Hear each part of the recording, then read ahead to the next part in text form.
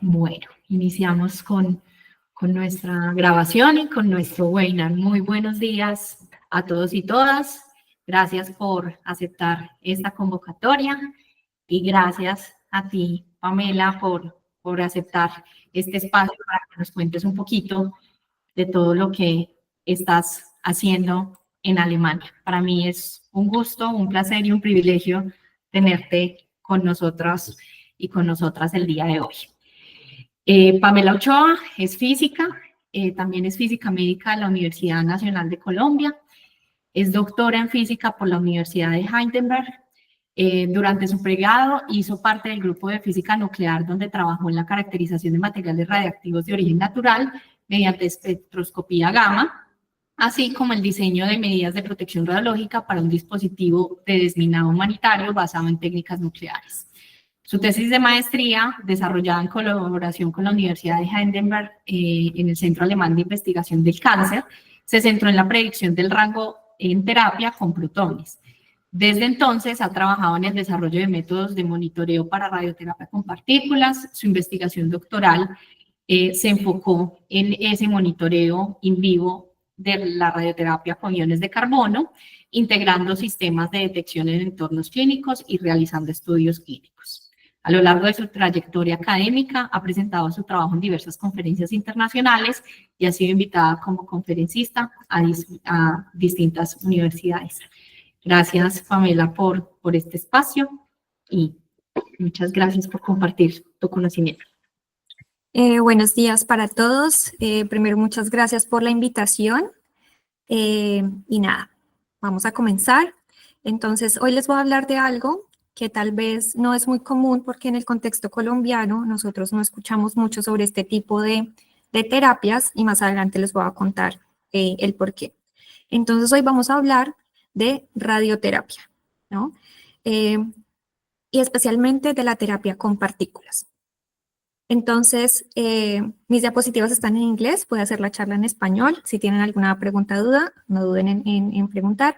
Y si tal vez en el transcurso de la presentación uso términos en inglés o algo así, me perdonan, pero tal vez no encontraré el término más correcto en español en ese momento.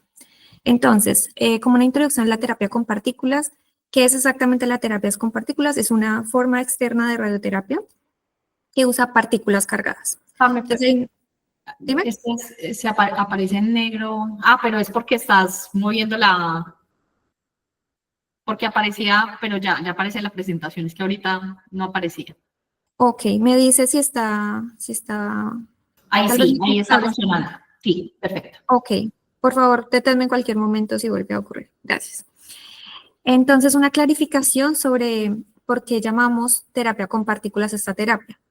Generalmente, o bueno, como convención, si bien los electrones también son partículas cargadas y son usados desde hace muchos años en lo que nosotros definimos como terapia convencional, que es básicamente la terapia con electrones o con fotones, nosotros llamamos a la terapia con partículas a la terapia que hacemos solo con hadrones.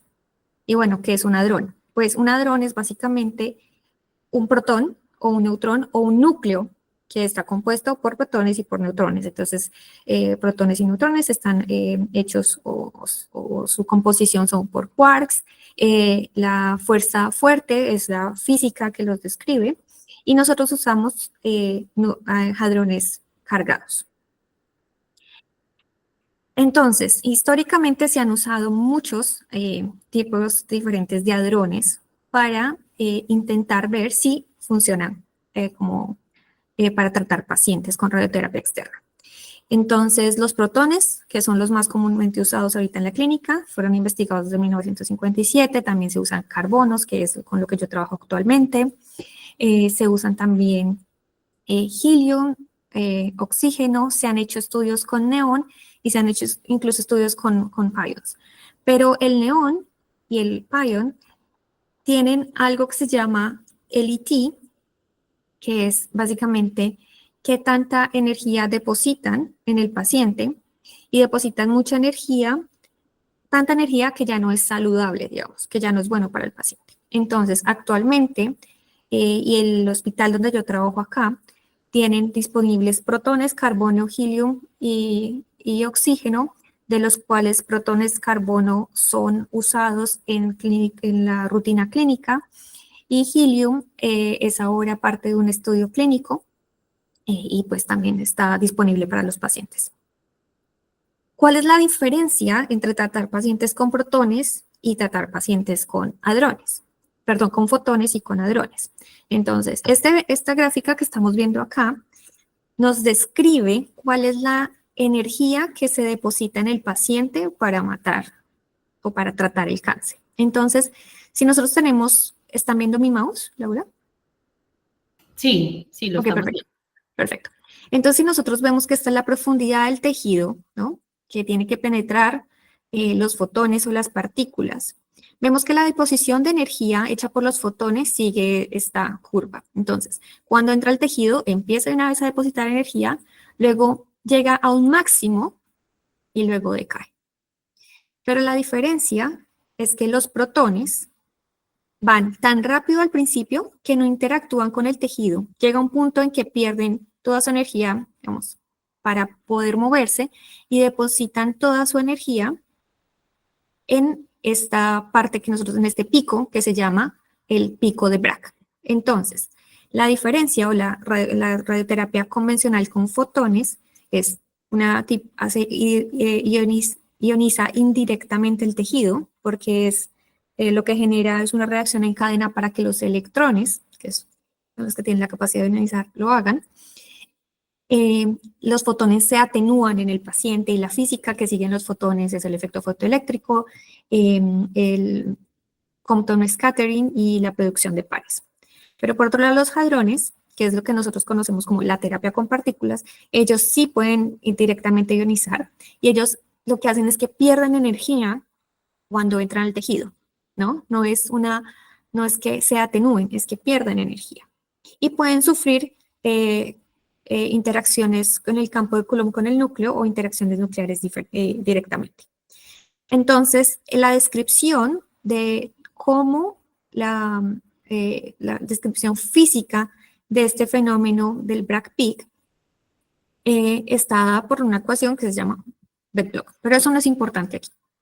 Quiero mostrarle cómo impacta o cuáles son las diferencias entre tener la terapia convencional con rayos X, con fotones, o tenerla con hadrones. Entonces, en la terapia con fotones vemos cómo ese exponencial decay hace que haya irradiación en el tejido sano a la entrada, ¿no? En la superficie, digamos, hasta la piel del paciente y luego hay deposición de energía antes, luego este es el tumor y luego este es el tejido sano después del tumor. Entonces hay irradiación antes y después del tumor. La ventaja de usar hadrones es que como tienen ese pico característico, ¿no? Ellos viajan muy, muy, muy rápido, si bien se irradia el tejido al principio, pero menos comparado con los fotones, y luego se detienen. Ellos en serio paran, y ese punto donde paran se llama rango.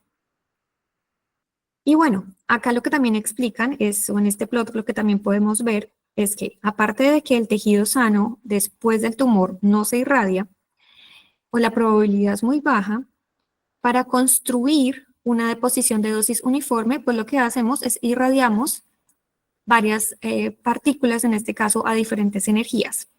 Entre más grande la energía, más rango tiene la partícula, más penetrante es el hadrón.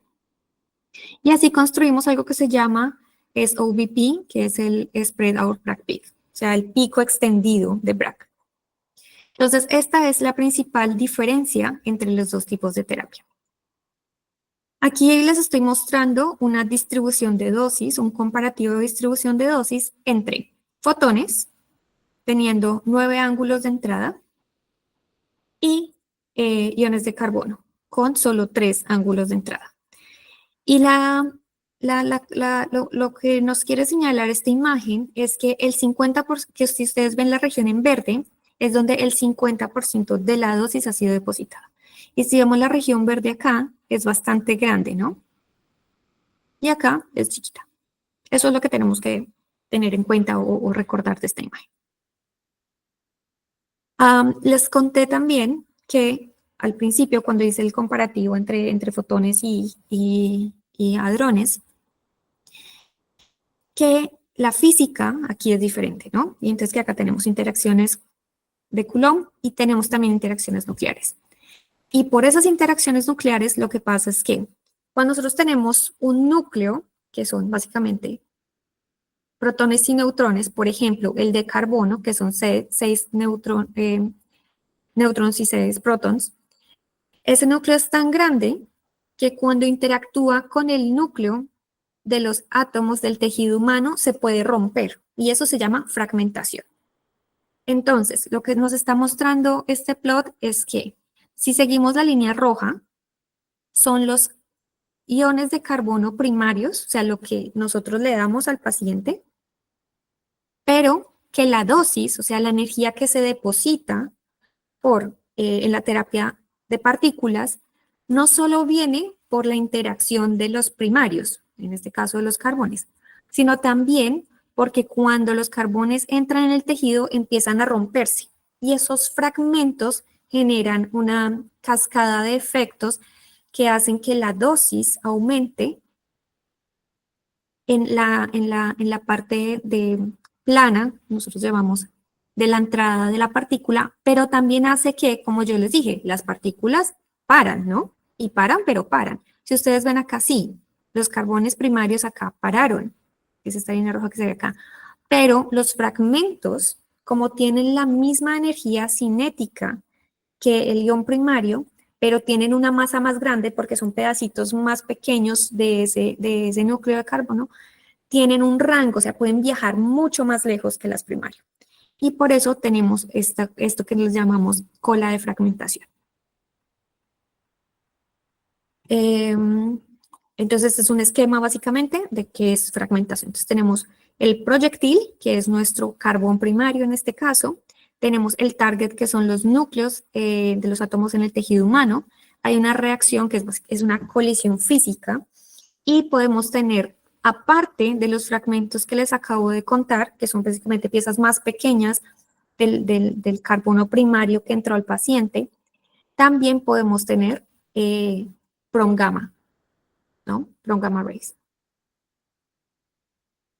Y también les conté que se había hecho un estudio con neón, pero neón no se usa para el tratamiento porque el ratio, como la rata de comparada entre la entrada al pico, entre la entrada en la superficie del paciente, la superficie de la piel del paciente con la máxima dosis a la profundidad deseada es muy baja, ¿no?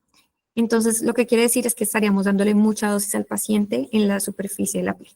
Entonces, por eso, neón y hadrones mayores a oxígeno generalmente no se usan. Entonces, acá ya les había explicado cómo se construye, ¿no? Cómo se hace que la dosis sea homogénea en profundidad. Y lo que les quiero mostrar acá en la imagen de la derecha es cómo se ve si le tomamos una foto a un pencil beam. ¿Qué es un pencil beam? Un pencil beam es el conjunto de partículas, o sea, pongan ustedes juntos muchos carbones y luego los emiten, o los, puedo usar la palabra, disparan hacia el paciente, ¿no? Entonces, así es como se ve un pencil beam, que es básicamente un montón de carbonos juntos, ¿no? Que viajan y que tienen la misma energía y que penetran en este caso, en agua. Entonces, la energía dicta, como les dije hace un rato, qué tanto rango tiene la partícula, o sea, qué tan profundo puede llegar la partícula. Entonces, fíjense que acá la escala en profundidad es diferente. Entonces, si tenemos un pencil beam de 50 megaelectronvolts, esto es para protones, el rango va a ser solo aproximadamente 2 centímetros. Pero si multiplicamos eso por 5 y tenemos una energía de 250 megaelectronvoltios, ahora tenemos un poder o un rango de aproximadamente 38 centímetros. Entonces, esto es otra cosa. Cuando nosotros tenemos un montón de de protones, en este caso, un montón de protones, pues ellos intentan ir en línea recta, pero ellos también pueden sufrir scattering, ¿no? que son estas colisiones elásticas que sufren las partículas. Y entonces lo que hace es que algunos de ellos van desviándose de su camino y se ensanchan. Por eso es que al final vemos cómo, a medida que vamos penetrando, cómo el ancho se va expandiendo en este eje, ¿no? Entonces, ustedes dicen, bueno, sabemos que para poder irradiar un tumor a profundidad, ¿no? A diferentes profundidades, le aumentamos la energía. Pero luego, ¿cómo irradiamos el tumor, no? O sea, el tumor está, no sé, aquí, mi mano, y entonces, ¿cómo hago para tener una distribución de dosis uniforme? Porque en terapia convencional lo que tenemos es un plano, ¿no? Un plano que se colima, pero acá lo que tenemos son puntos, ¿no? Ese pencil beam es como casi un punto que, como les dije ahorita, se ensancha y ese punto tiene una probabilidad de cómo las partículas van y ese punto tiene una distribución gaussiana en los dos ejes, eso es una doble gaussiana, pero es solo un punto en el espacio que ocupa, no sé, por ejemplo, 2 centímetros. ¿Y cómo hago para irradiar entonces todo un plano? Bueno, lo que se hace es que se irradian muchos pencil beams a la vez y lo que tenemos que tener en cuenta es qué tan juntos ponemos los pencil beams uno del otro. ¿Para qué? Para que la suma de esas gaussianas nos dé como resultado una distribución de dosis uniforme en el plano. Ahora hablemos un poquito de cómo podemos obtener nuestras partículas para irradiar. Entonces, podemos tener sinclotrones, ¿no? Pero con esto lo que tenemos es al final una energía máxima de la partícula, ¿sí? Entonces, uno lo hace girar, uno tiene la fuente en la mitad, que es una fuente de un gas. Uno le tiene que quitar los electrones para que sea cargado y después pueda ser acelerado. Entonces, tenemos un gas, por ejemplo, de CO2, ¿no? Lo rompemos y ahora tenemos solo el carbono, pero ese carbono tiene todos sus electrones, se los quitamos y ahora es un carbono plus 6, ¿no? Más 6. Pero ese carbono, pues no tiene energía, digamos, si lo podemos poner así. Tenemos que hacerlo acelerar para que gane energía. Y en un ciclotrón lo aceleramos hasta un máximo de energía. Por ejemplo, para protones lo aceleramos hasta 250 megaelectronvoltios, ¿no? Y lo que usamos después es que degradamos esa energía. Entonces decimos, si necesito un protón, de 200, entonces tengo que ponerle un material para que él pierda esa energía y usamos degradadores. El problema con esto es que por los materiales que hay en el proceso de delivery del beam, de entrega del beam, hay mucha activación neutrónica. La otra solución es un sinclotrón. Entonces, en un sinclotrón tenemos lo mismo. Tenemos un gas, del cual cogemos los carbonos cargados, luego lo preaceleramos en un LINAC, el mismo concepto de LINAC que conocemos para la terapia convencional, y luego lo ponemos a circular en un anillo al vacío. Y entonces tenemos deflexión por los magnets que tenemos, ¿no? Para que vayan curvándose y los aceleramos con ¿cómo se dice esto? Con un pulse magnetic field, con un campo magnético que activamos por pulsos, ¿no? ¿Cuál es la diferencia? Es que para construir o para obtener partículas desde un ciclotrón, pues necesitamos un espacio enorme porque hay una relación entre qué tan grande es la partícula que queremos acelerar y qué tan grande tiene que ser el diámetro del anillo. Entonces, generalmente, solo el anillo, por ejemplo, para acelerar carbono o oxígeno en este caso, puede ser de hasta 25 metros, perdón. Entonces necesitamos construir edificios solo diseñados para tener este tipo de máquinas. Y por eso es que nosotros, y son caras, ¿no? Construir un edificio, por ejemplo, el edificio donde yo trabajo, que es el Heidelberg Ion Therapy Center, no sé, la construcción del sinclotrón, porque allá tenemos un sinclotrón, y espacio físico, o el facility, costó como 200 millones de euros, ¿no? Si lo comparamos con cuánto vale instalar un LINAC en un hospital que ya tiene la infraestructura, pues la comparación en precios es cara. Bueno, entonces ya hablamos que tenemos punticos que son los pencil beams, ¿cierto? Ya les dije que necesitamos muchos pencil beams para poder tener una dosis homogénea en un plano y que cambiamos la energía para ver qué tan profundo llega el pencil beam. Pero bueno, ¿y cómo lleno esos punticos, no? Pues resulta que necesitamos magnetos para deflectar pues, a ver si puedo ponerlo desde acá. Entonces, acá tengo un pequeño video que nos muestra cómo hacemos la irradiación usando una técnica que se llama raster scanning. Entonces, básicamente, los punticos que yo les dije, ahí están pasando muy rápido, pero básicamente lo que hacemos es deflectar nuestras partículas para que pinte el tumor. Y esa es la técnica que usamos acá en Heidelberg para hacer deposición, para hacer tratamiento. Ok, vamos a ver si podemos ir. ¿Hasta aquí tienen alguna pregunta? Acá he cubierto lo básico de terapia con partículas. Si alguien tiene una pregunta, siéntase libre de hacerla, porque aquí vamos ya con un tema un poco más específico. ¿No preguntas? Listo, vamos a seguir. Entonces, sabemos que en la radioterapia los tratamientos duran varios días, ¿no? ¿Y qué pasa? Por ejemplo, digamos que acá mi paciente, que es un phantom antropomórfico, le dio gripa y ahora tiene la cavidad nasal llena de mocos. ¿Qué va a pasar entonces con, en mi caso, los iones de carbono o los pencil beams que yo le estoy dando al paciente como terapia? Pues que el rango, o sea, ese punto donde se suponía que tenía que parar la partícula va a ser modificado porque ahora hay un tejido en el medio. Pero mi acelerador no sabe, ¿no? Mi acelerador no sabe, mi acelerador va a dar el pencil beam de 400 megaelectronvoltios por nucleón que yo le pedí basado en el CT de planeación que yo tuve.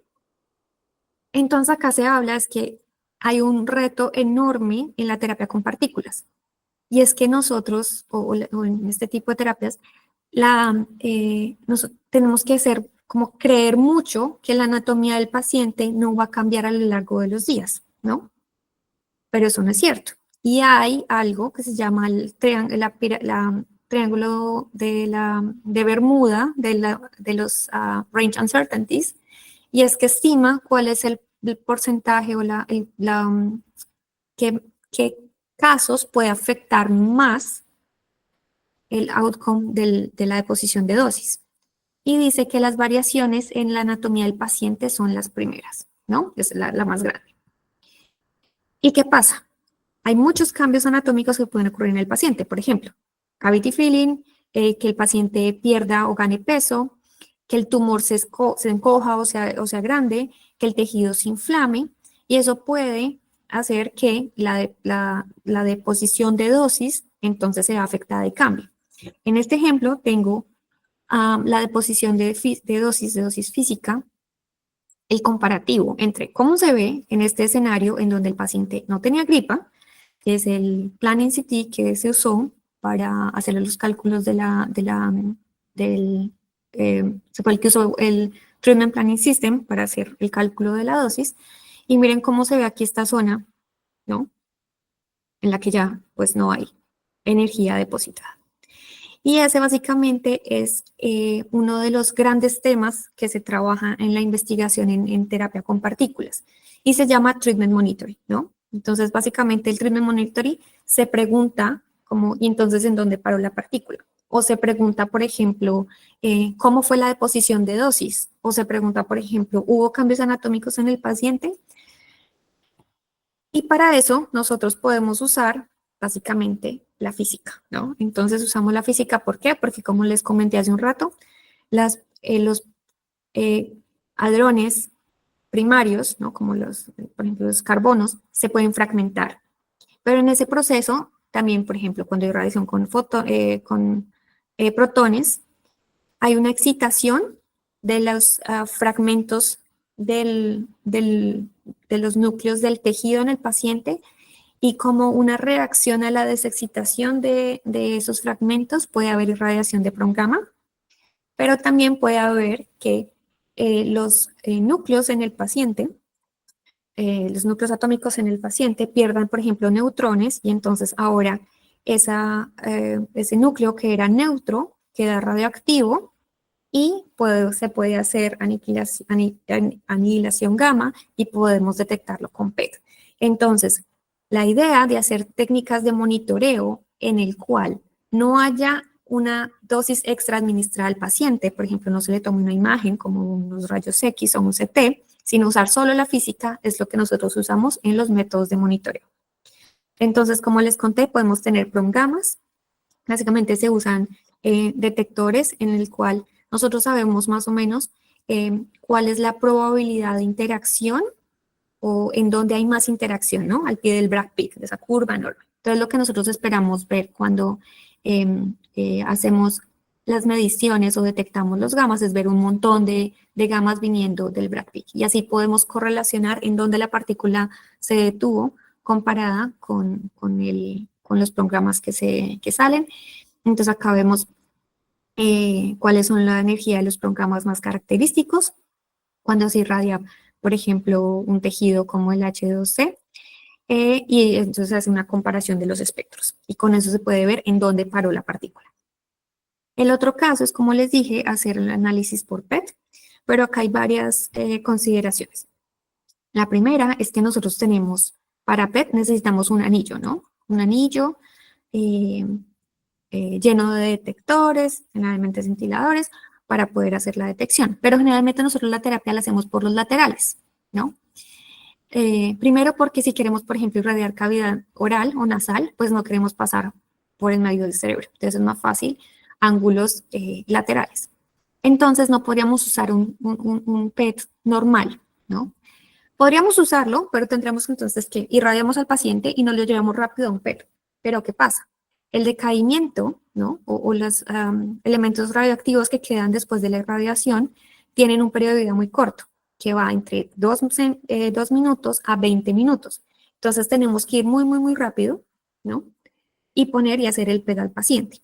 Esa es la primera razón por la cual no es ideal. La segunda razón es que por los procesos normales biológicos y por el flujo de sangre que hay en los tumores, hay un efecto, es que cuando medimos los fotones de aniquilación acá, no los estamos midiendo en donde realmente ocurrió, que es lo que están diciendo, lo que está mostrando esta imagen. Está diciendo, mire, esto ocurrió acá, pero pues yo me muevo entre las venas, ¿no? Entre el flujo de sangre que hay, y entonces yo voy a hacer la aniquilación acá. Entonces es difícil hacer una comparación uno a uno de en dónde se depositó la dosis y en dónde la aniquilación ocurrió. La aniquilación ocurrió. Entonces hay soluciones, hay grupos en el mundo que han intentado dar solución a este problema. Hay un grupo muy famoso en Japón que trabaja en esto. Y ellos dijeron, bueno, pues entonces hagamos dos anillos y dejamos un hueco en la mitad. Y entonces por ese hueco se irradia y detectamos en los dos anillos. El problema es que se pierde un montón de estadística, se pierden un montón de esos gamas, porque entonces todos los gamas que serían detectados normalmente en el hueco, pues ya no se pueden detectar, ¿no? Una solución muy elegante, y es la que más me gusta, es que dijeron, bueno, pues entonces, en vez de tener un anillo así circular, pues ¿por qué no lo como acostamos un poquito, ¿no? Y con esto se puede hacer detección dentro del lugar del tratamiento, ¿no? En la misma sala de tratamiento. Entonces, el problema aquí es que se tienen que desarrollar o mejorar las técnicas de reconstrucción de la imagen, porque las técnicas de reconstrucción en PET están diseñadas para tener anillos completamente circulares y no tilted, como inclinados. Y esto es lo que uno vería cuando hacen análisis. Esta es dosis y esta es la señal que uno obtiene cuando hace PET monitoring, ¿no? Entonces, generalmente lo que ellos tienen que hacer, hasta donde yo sé, porque no es mi área de expertise, es que tienen que siempre hacer como simulaciones Monte Carlo o implementar métodos para predecir entonces dónde fue la dosis depositada. Y ahora sí les voy a hablar de mi proyecto. Finalmente llegamos a mi proyecto. Entonces, nosotros trabajamos son con los fragmentos. Y en este momento tenemos un proyecto que le llamamos InVivo, por InVivo Monitoring. Y en este momento estamos en un clinical trial que se enfoca en ver, en estudiar si hay cambios anatómicos en el paciente entre los días de tratamiento para pacientes con tumores en el cuello y la cabeza. Entonces les he hablado sobre el lugar donde trabajo y hacemos los experimentos y donde está la parte del hospital. Este es el mapa del centro, entonces yo les hablé hace un rato que teníamos las fuentes, que son gaseosas, que es donde tomamos las partículas, entonces hay una fuente para oxígeno y carbono, que es la CO2, tenemos una fuente para protones y helio, este es el LINAC, que es que acá ocurre la preaceleración y la preaceleración de las partículas en el LINAC, luego está sincrotrón, y hay 3 cuartos de tratamiento. 2 que tienen un bin fijo y el tercero que tiene un gantry. Entonces, esta estructura pesa 500 toneladas y es tan grande porque los magnets que se necesitan, los imanes que se necesitan para deflectar, ¿no?, el bin son enormes. Y aparte, eso gira. Entonces, tiene que mantener girando también y deflectar las partículas acá. Y también hay un cuarto acá que es donde hacemos los experimentos. Entonces, nosotros trabajamos en este cuarto de tratamiento. Ok. Aquí tengo un pequeño video, pero creo que vamos a ver si nos funciona acá. No, pero no se preocupen, yo lo preparé por aquí. Y básicamente este video muestra qué es lo que hacemos en mi proyecto. Entonces, acá tenemos el nozzle, que es básicamente donde vienen las partículas y donde vemos si las partículas vienen con la energía y la dirección que nosotros queremos. La línea blanca representa el camino del pencil beam, ¿no? Yo les hablé del concepto de pencil beam. Los punticos amarillos representan los carbones y cuando interactúan los carbones con el tejido del paciente, entonces se fragmentan y los puntitos en verde representan los fragmentos. Entonces los fragmentos, les dije hace un rato, tienen menos masa, pero tienen la misma energía cinética, salen del paciente y nosotros los podemos detectar con con detectores semiconductores de 2 capas y esos generalmente se llaman trackers, ¿no? Entonces tenemos mini trackers porque son súper chiquitos y luego cuando nosotros detectamos, vuelvo a la presentación. Entonces, cuando nosotros detectamos por dónde los fragmentos cruzaron en nuestro detector, cuando hacemos el procesamiento de los datos, básicamente hacemos una back proyección al paciente, ¿no? Y estimamos dónde los fragmentos fueron originados. Y cuando yo hago eso para todos los fragmentos que detecto, con todos mis detectores, acá solo muestro 3, pero tenemos 7 o de esos detectores de 2 capas, tengo una distribución de fragmentos, como lo vemos en la imagen. Y cuando yo comparo 2 mediciones del paciente, pues los fragmentos deberían lucir, la distribución de fragmentos más o menos debería lucir igual. Si luce diferente, nosotros podríamos, o la idea del proyecto es ver si hay cambios anatómicos en el paciente. Entonces acá tengo unas fotos que les traje para ustedes. Este es un estudiante de nuestro grupo que sirvió como voluntario, como actor para esta sesión de fotos. Aquí es donde viven los detectores que nosotros usamos. Les hablé que es un bin fijo. Y este es el grupo con el que yo trabajo. Ya hay personas que se han ido del grupo, pero este es el radiooncólogo, el doctor Semi Harabi. Esta es la directora de mi grupo de investigación, la doctora María Martisikova. Actualmente trabajo con Rebeca, ella es estudiante de doctorado y yo. que estoy ahorita como postdoc y estoy a cargo del Clinical Trial. Les voy a presentar rápidamente los detectores, son semiconductores, están basados en esta tecnología que se llama Timepics-3, viene del desarrollo y una colaboración del CERN. Son súper chiquitos, cada de esos chips es 1.4 por 1.4 centímetros y nosotros tenemos una versión que mandamos a hacer a la empresa y es que tenemos 2 de estos chips adelante y atrás para ganar área. Algo muy positivo de esto es que es pixelado, entonces podemos saber en dónde exactamente cruzaron los fragmentos y que la resolución temporal, o sea, el tiempo en el que, el intervalo de tiempos en el que puede medir la resolución temporal es solo de 1.6 nanosegundos, entonces no nos perdemos ni un fragmento que pase por ahí. Nosotros hicimos el desarrollo y el diseño y construimos en mi grupo todo lo que ustedes ven que nosotros llamamos Detection System o el sistema de detección. Entonces, acá adentro están los detectores, que son estos, y esto fue los detectores que se pegan a un readout para leer los datos. Son ensamblados por esta empresa que se llama Albacam, que están situados en Praga. Entonces ellos hicieron todo. Nosotros les dijimos en dónde queremos los detectores, en qué posición, y ellos hicieron esta placa en donde los detectores están montados. Y aquí adentro todo esto fue diseño hecho por físicos y por ingenieros mecánicos acá en el instituto. Y básicamente una de las ventajas de nuestro método es que si ustedes lo comparan con este método, por ejemplo, del PET, que tiene los anillos, o con un sistema, por ejemplo, que mide prom gammas, en el que se tienen que tener colimadores, y bueno, el equipo se vuelve ya un poco más robusto. Nosotros tenemos solo esta cajita, que es donde tenemos el sistema de enfriamiento para los detectores, y tenemos un computador, ¿no? Para hacer la adquisición de datos, y solo necesitamos 2 cables. Entonces, comparado con los otros sistemas que hay en el mundo, pues esto es chiquito. También tenemos que asegurar que nosotros siempre posicionamos los detectores en el lugar. Entonces, tenemos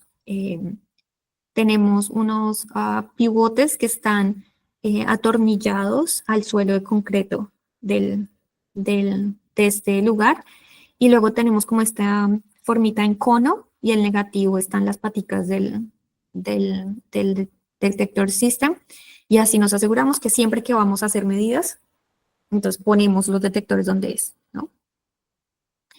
Bueno, ahora les voy a mostrar cuál es el resultado o qué es lo que uno ve, ¿no? Cuando hacemos las mediciones con los pacientes. En este caso les voy a mostrar al principio el resultado con un phantom antropomórfico.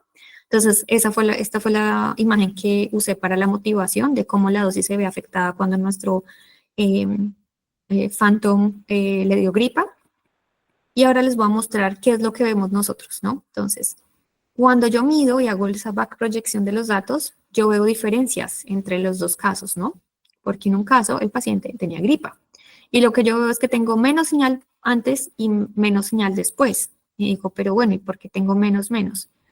¿No? Entonces ahí empieza nuestra investigación. Pero una parte importante de mi proyecto de doctorado fue desarrollar las simulaciones Monte Carlo para poder entender estas señales de una mejor manera.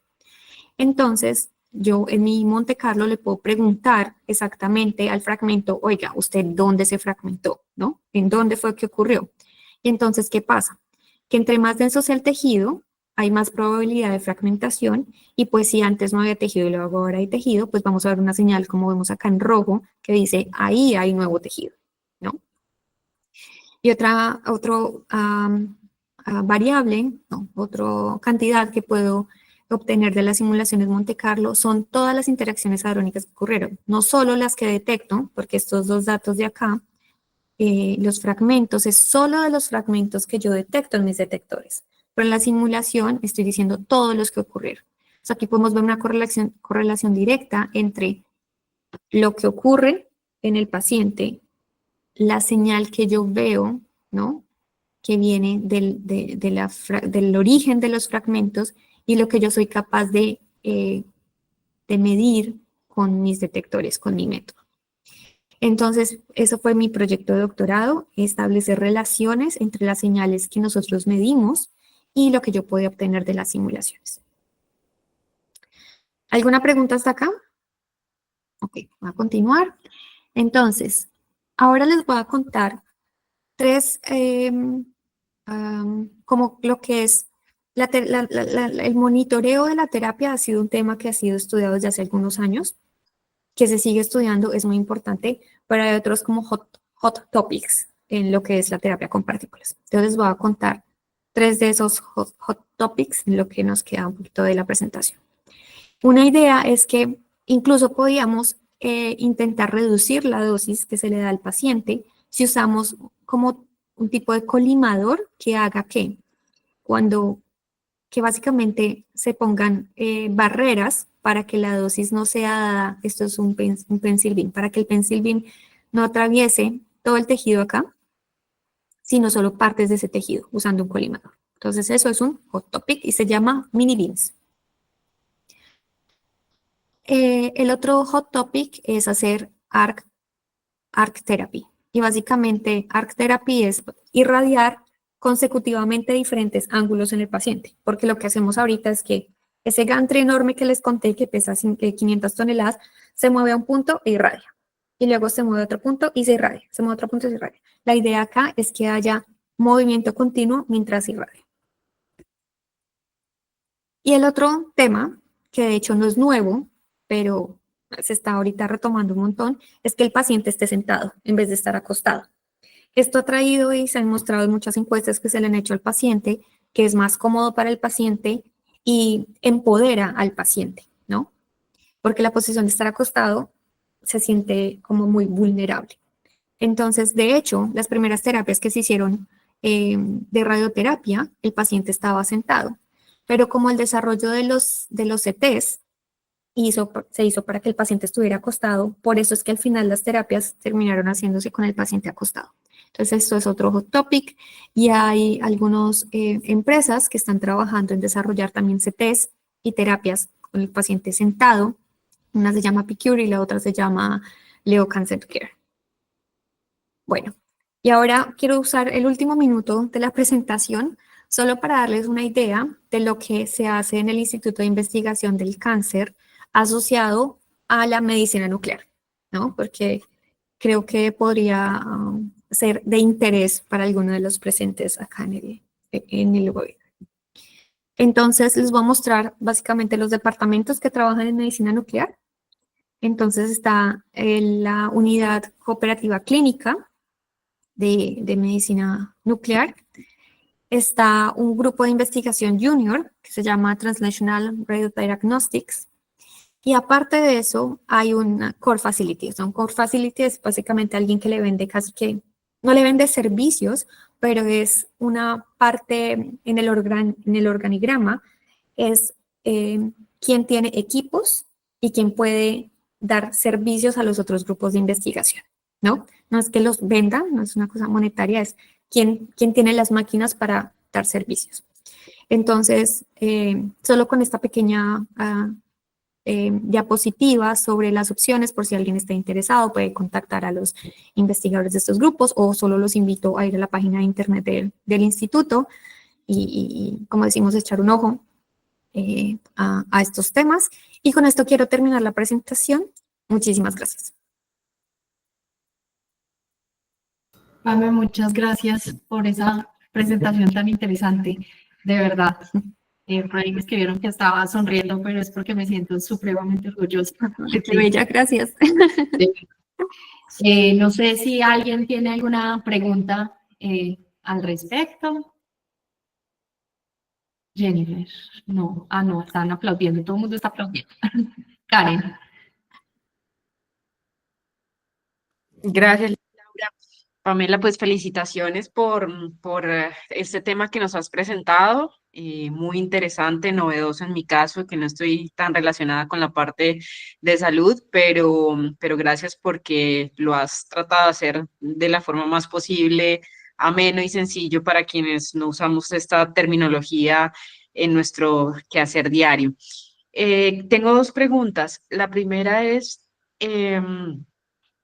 digamos, ¿cuáles son las posibilidades de aplicar una terapia de este tipo acá en Colombia? ¿Ya se está haciendo? ¿Tienes alguna relación con nuestro país que permita, digamos, abordar estas nuevas tecnologías?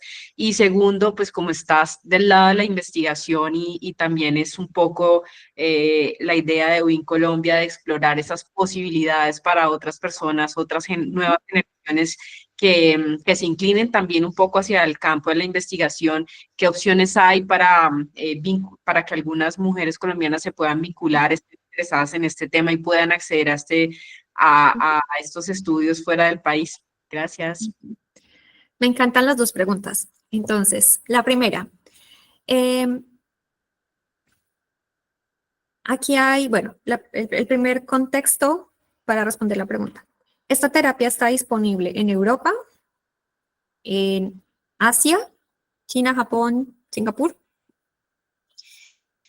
y hay solo terapia con protones en Estados Unidos y creo que en Canadá hay un centro, si mi memoria no me falla, ¿no? Entonces, ese es como el mapa de lo que ocurre.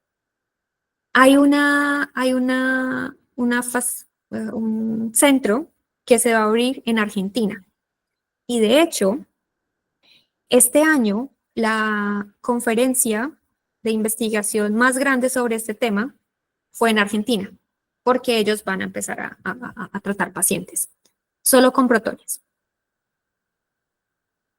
La pregunta es si sé de alguna manera si Colombia está interesado o no en tener este tipo de terapia. Yo no lo sé. Pero tenemos que hacer ciertas consideraciones y es que si bien esta terapia podría ser beneficiosa en algunos casos, ¿no? Todavía se sigue investigando si, por ejemplo, la toxicidad a largo plazo es menor con este tipo de terapias que con la terapia convencional, ¿no? Es una cosa desde el punto de vista biológico. Después viene un tema enorme del cual no tengo el conocimiento necesario para hablar, pero es como, ¿cómo lo diría yo? Como la ética detrás de lo económico, ¿sí? Construir este tipo de hospitales, si quieren tener diferentes tipos de partículas, o incluso comprar una máquina, porque ahorita hay máquinas compactas que se pueden básicamente, la idea es que se puedan instalar en hospitales que tienen Linacs y que reemplazar los Linacs por terapia con partículas, sigue siendo mucho más costoso que la terapia convencional. Entonces, mi opinión personal acá es, si el Estado quiere invertir en una nueva terapia, ok, pero ¿qué se debería hacer? Ampliar la cobertura, ¿no? Llegar a regiones más remotas, que el diagnóstico sea hecho más temprano, que hayan más campañas de prevención, ¿no? Entonces, creo que acá hay un componente un poco desde lo económico que sería un tema a pensar. Pero tenemos ahora Argentina como ejemplo. Entonces vamos a ver Argentina, cómo lo maneja, cómo el sistema de salud argentino va a tomar esto. Porque entonces ahora tenemos que pensar en Europa, en Europa, por ejemplo, el sistema de salud define qué tipos de tumor se tratan, ¿no? Y los sistemas de salud, qué tipos de tumores van a pagar por el tratamiento. En Estados Unidos, como los tratamientos generalmente son casi que pagos por las personas, ya tienen sistemas de salud, pero entonces básicamente allá tratan de todo. De hecho, allá tratan próstata con protones, que para nosotros acá es como, ok, sí, pero fotones también funcionan. Entonces, eso es como la respuesta a la primera pregunta. La segunda pregunta es, primero, para las personas que están vinculadas con las universidades, la Universidad de Heidelberg sé que tiene convenio con la Universidad Nacional y el convenio aplica o implica que las personas, estudiantes de la Universidad Nacional, podrían venir acá como estudiantes, ¿no? Esa es la primera. Segunda, hay muchas opciones de financiación, pero no son suficientes, ¿no? Pero hay opciones. Hay opciones para venir, para hacer internships, para hacer tesis de maestría, para hacer tesis de doctorado, y hay que aplicar, ¿no? Eso es lo primero. Encontrar las opciones que sean posibles para nosotros como colombianos y aplicar. Lo que yo les puedo contar de acá es que los investigadores siempre están abiertos para recibirlo a uno, ¿no? Pero pues no tienen el dinero para invitarlo a uno y pagar los gastos. Pero la infraestructura está, la voluntad de las personas para recibirlo aún no está. Así que nada, yo animaría a todos. También están las opciones que ofrece el DAAD, que lastimosamente se han reducido un poco, pero todavía hay opciones para venir con los fondos del DAAD. Hay otras opciones en cómo uno puede empezar a trabajar. Muchas veces uno no tiene que estar acá. Uno puede trabajar también de manera remota, por ejemplo, haciendo simulaciones y así, o no estar acá todo el tiempo. Así que esas son como los dos escenarios, ¿no? Si son estudiantes, pueden venir como estudiantes de las universidades en Colombia. Si ya quieren hacer, por ejemplo, un doctorado o una estancia de investigación, ya contactar directamente al instituto o al grupo. Y si les surge alguna duda, siéntanse libres de contactarme. Bueno, no sé si alguien más tiene alguna pregunta. Bueno, no, Pami. Nuevamente, gracias por compartirnos este conocimiento. Creo que todos los que estamos acá, pues es supremamente interesante este tema y viene un boom importante, pues para todo lo que tiene que ver con Latinoamérica.